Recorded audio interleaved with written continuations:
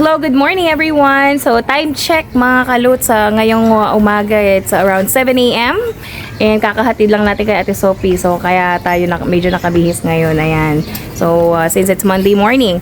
So ayan, nagulat ako kasi pagdating dito sa bahay mga kalots ay meron tayong may bumisita sa atin. Nagulat ako kasi sabi ko walang parang biglaan lang ganyan.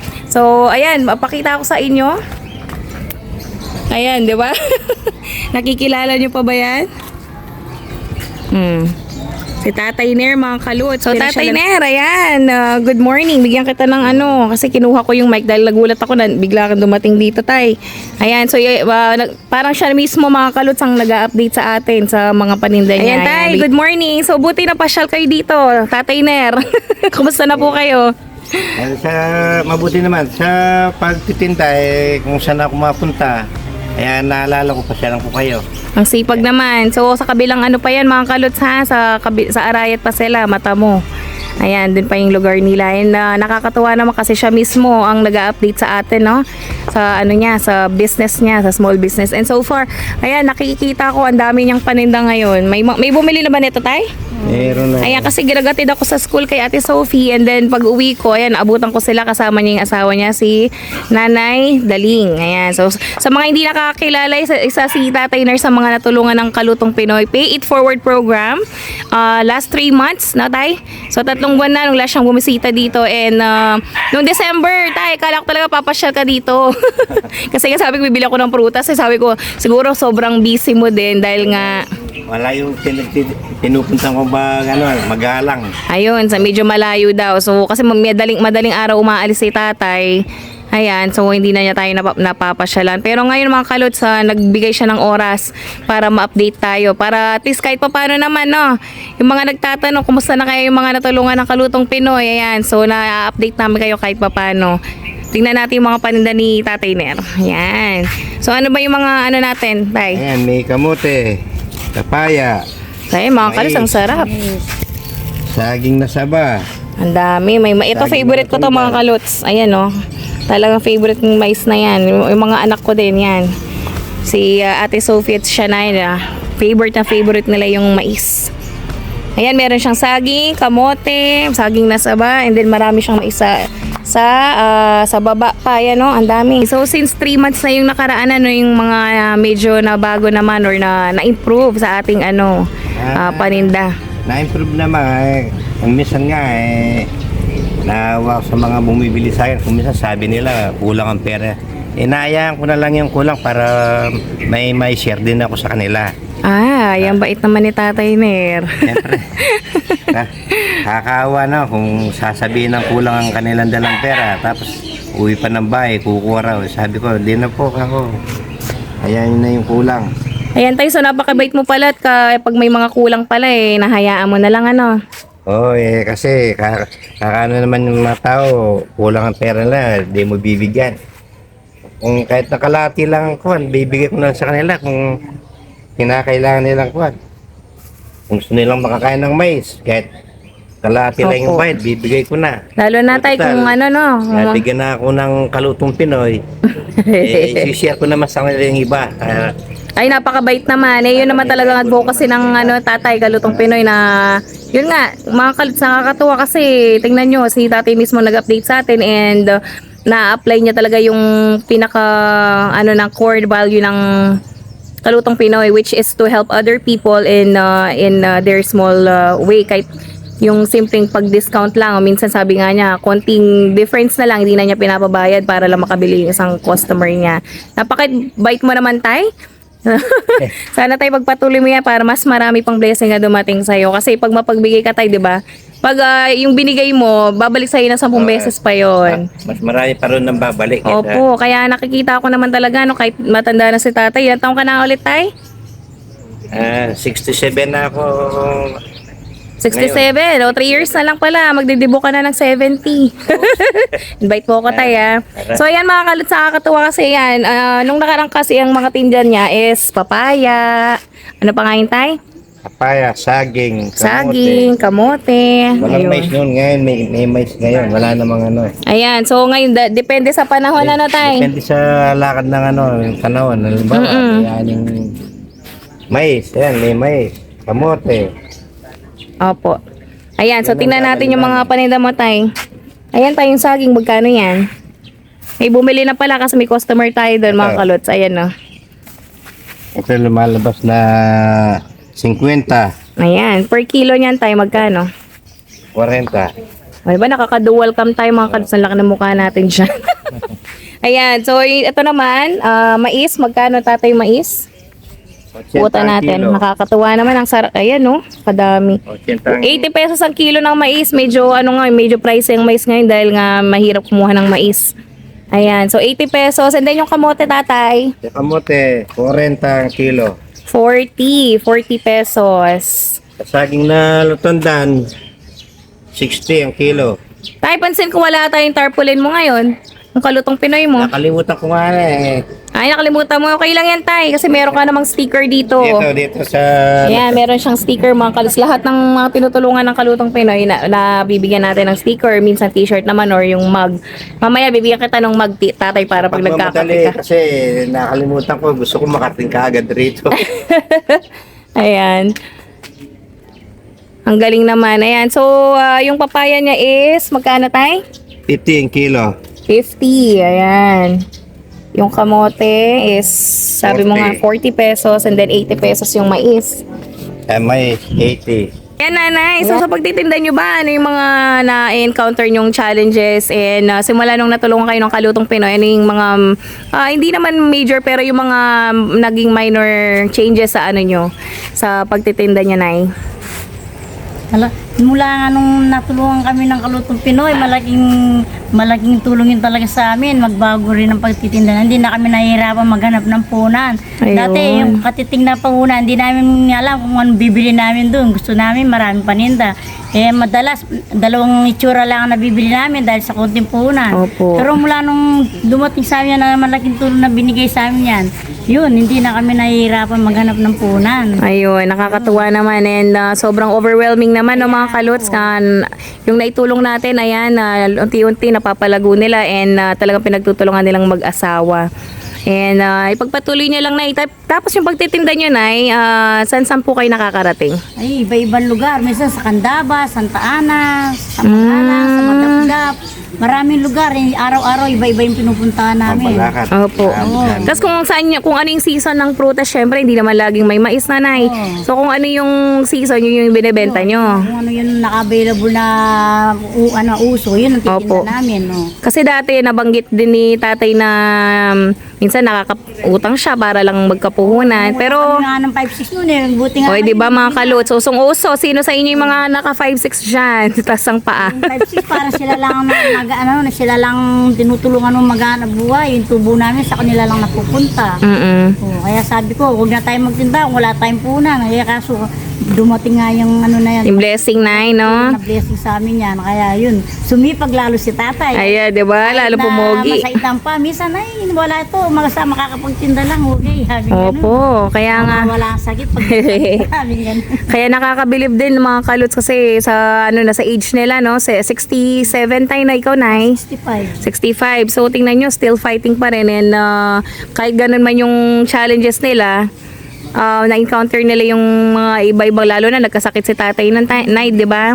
Ang nakakatuwa kasi hindi nila expected na mabibigyan sila ng blessing. Kaya sabi ko nga, kung talagang masipag ka, matyaga ka na kusang dumarating yung blessing, no? Kasi kung sa bahay ka lang, tatamad-tamad ka, anong mangyayari sa buhay mo? Kung sa bahay ka lang. Ayun na kung nasa bahay ka lang, wala kang ginagawa, mas lalo kang manghihina. At least dyan medyo nalilibang kayo sa pagtitinda, no? Tsaka yung pang araw-araw na nakakamagkano kayo na sa araw? Hindi, Sa isang araw? Hindi pare-pareho. Pag mabili, kahit 5,000, sandali lang namin mabibenta yun.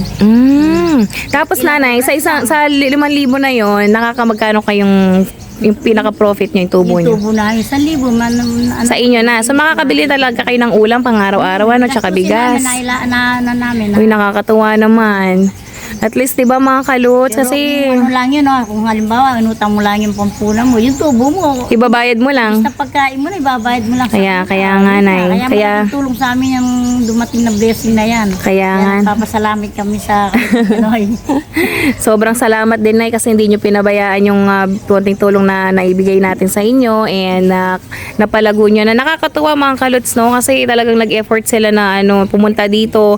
Hindi ko na kasi sila napapasyalan gawa nung medyo busy tayo lately, tsaka may trabaho nga tayo at full-time mommy pa tayo.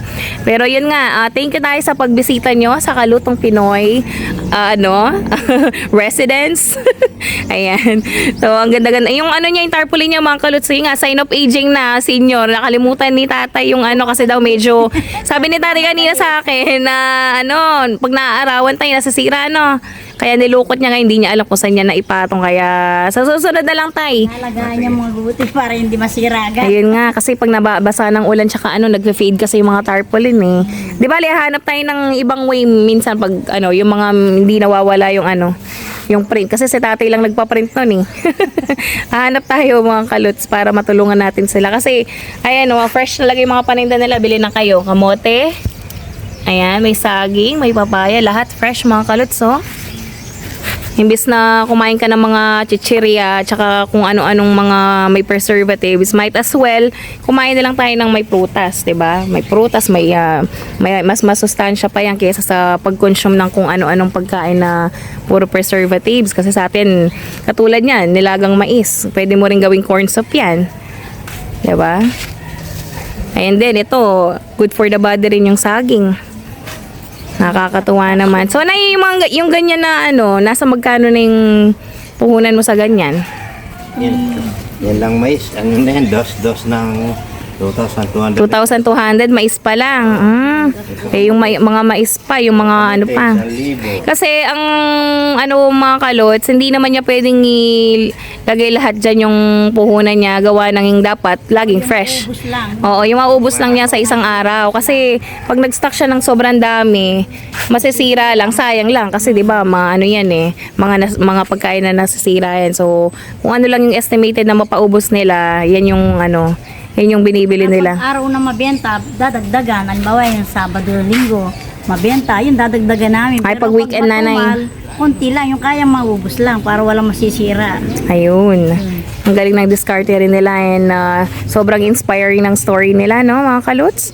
Kaya kahit yung mismong sponsor natin natutuwa naman kasi dahil nakikita niya na nag-i-improve naman yung mga yung nakikita na ba niya yung mga tinulungan niya.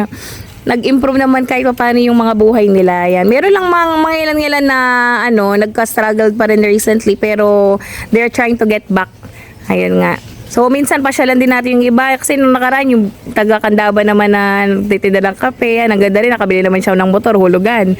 Tapos, yung paninda niya dumami din. Kaya nakakatuwa. Nakakatuwa talaga. Ayan, ayan mga kalut. So, thank you so much sa panonood ng Kalutong Pinoy. And sana nga, mas dumami pa yung natin, subscribers. Yung mga naniniwala sa Kalutong Pinoy. Bukod sa nakakatulong na tayo sa Africa, dito sa Pilipinas, kahit paano nakakatulong din tayo yan para vice versa mga kaluts, diba? Pareho nating natutulungan both countries sa tulong ng mga natin, ng sponsor natin. And si Papa Kaluts din, di ba? Si Nanay Kaluts. Si Lola Kaluts. Ng 2 kilo nito, dalawa. Sa kanya pala yun. Kaya pala naka-plastic. Bago pa ako dumating, may naka-plastic na, Nay. Siyang magbiyan na mano. Bueno mana yan. Magkano yan? Sabi niya 80, raw, 80 ang kilo, di ba? Sabi ko, tawad So, paano na ba malalaman pag ayan? Benta niya 80, sabi niya, sige, sabi niya 7. Hindi, dalawa 150, sabi ko.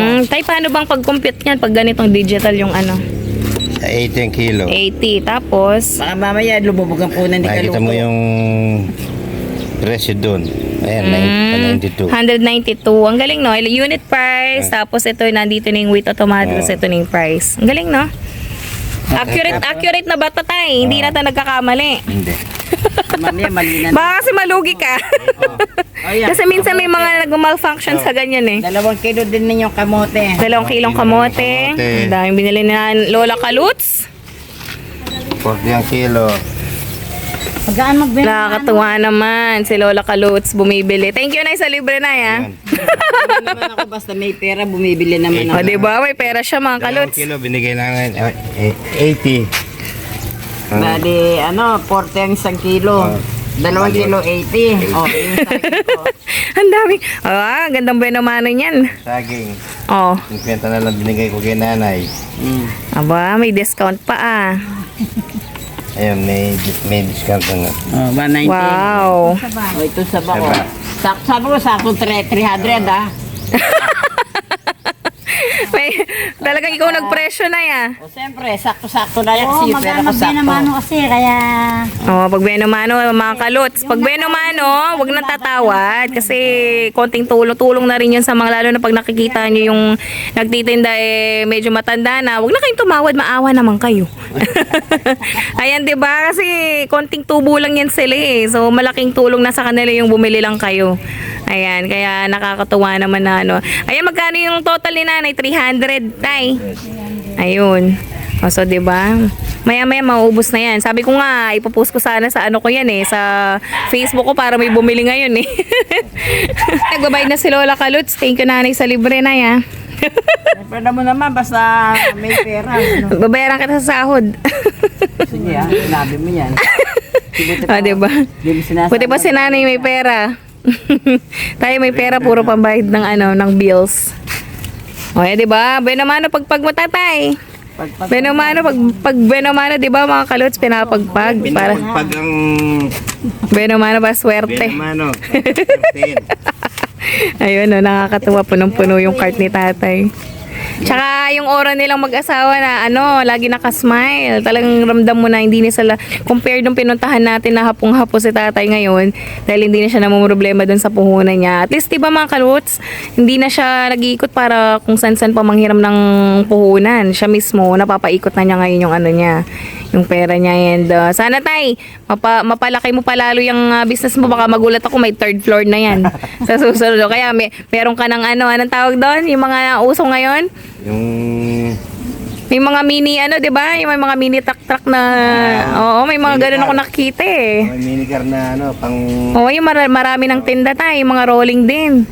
Pero yan, at least sarili naman nila yung motor, hindi naman na sila hindi ka na markila. hindi ka na markila. Si kasi yun ako naalala nyo, mga Kaluts, yung sa pinuntahan natin na Magic Cafe sa Candaba. Inuhulugan pa niya yung motor niya. Pero once na matapos niya yun, medyo makaka-ano na rin siya. Makaka-move on na rin siya sa pagbabayad. Hindi na siya mahihirapan. Yun naman ang ginagawa ng tay, 100 per day sa kita niya. Nilagay niya sa alkansya para pagbayaran ng motor. Meron na daw siyang... Ang galing, kanya-kanya nga silang diskarte, mga Kaluts. Ang dami nating natututunan sa kanila eh. Ayan, so napaka-fresh ng mga paninda. Bumili na kayo, mga Kaluts, si PM nyo ako. Gusto nyo magpa-ship pa. Yung gusto nyo umorder kay Tatay Ner, ayan. Napakadaming paninda, puro fresh. Thank you tayo sa pagbisita sa bahay natin dahil medyo busy tayo. Sila na mismo, mga Kaluts, na nag-update sa paninda nila. And yun naman nakakatuwa, no? May initiative ka, ikaw mismo na nagtitinda na tinulungan na talagang pumunta dito para lang i-inform tayo or update tayo sa progress ng paninda nila. Ayan. So, thank you, tay. And good luck sa business nyo. Sana mas maparami nyo pa yung paninda nyo. Oo, mapalaki Baka yan. makabili ka ng tayo sa susunod. May minicar ka. Ayan, mini car, Kaso sobrang tumal ngayon. Pahirap siguro Medyo makabili. matumal daw, mga Kaluts. Pero Tumal. nung December tayo, di ba, mga prutas mabenta, Yung mga binibigay naman sa akin mga bulok. Yun lang. Kaya Yun yun lang ang ang medyo, pinalulugi namin. pala na, tay. Meron din mo nandada Sige, yung magyan. nagbibigay sa amin. Minsan, sa ibabaw, napakaganda. Kaya ng ubas. Sa ibabaw, malutong. Pagdating sa lalim, Magas. tumatagas na pala yung sabaw. Ay. So, dapat pala, tatay, i-check maigi. Kasi check. yung tubo mo nandun. Oo, eh. nandun lang. Ayun. So anyway, tay, thank you sa pagbisita and na-appreciate ko talaga, mga Kaluts. Kami ng Kalutong Pinoy, si Papa Kaluts. Nakakatulong na tayo sa Africa, mga Kaluts. Gawa ni Papa Kaluts ngayon, nagtatanim siya, 'di ba, ng mga gulay-gulay doon para maturuan, ma-educate yung mga Africans sa pamumuhay kahit wala na siya doon, sakali mag-resign siya. maitutuloy pa rin nila yung pagtatanim and mapapakinabangan nila yun. And dito naman sa Pilipinas, tuloy-tuloy pa rin yung Paid Forward program natin. Ayan, so nakakatulong tayo katulad nila Tatay Ner, medyo nabago na rin yung ano nila. Nag-improve kahit pa paano, hindi na sila nang uutang ngayon mga kaluts ng puhunan nila. Napaikot na napalago na nila. And hopefully, mas dumami pa yung paninda nila, no? Ayan. So yeah, thank you so much for watching and sana wag niyo i-skip yung mga ads natin and continue to subscribe. Share natin yung mga videos mga kaluts, malaking tulong sa atin yun. And thank you sa lahat ng mga bagong subscribers ng Kalutong Pinoy at walang sawang panonood ng ating channel. Ayan. So thank you mga kaluts and may God bless you everyone. And Tatay, thank you. Thank you. Good luck. Salamat sa Kalutong Pinoy. Kalutong Pinoy. Salamat. Thank you. Thank you.